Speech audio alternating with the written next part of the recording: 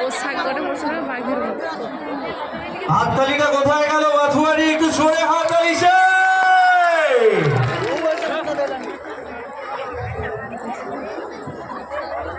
কেমন আছো সবাই?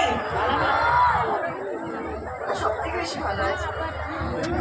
কথা লেখা হচ্ছে, ভালো লাগছে। তোমাদের অনেক ভালোবাসা আমরা সত্যিই পাচ্ছি, আমাদের পুরো কথা টিম পাচ্ছে, তো সেটার জন্য অনেক অনেক অনেক ধন্যবাদ।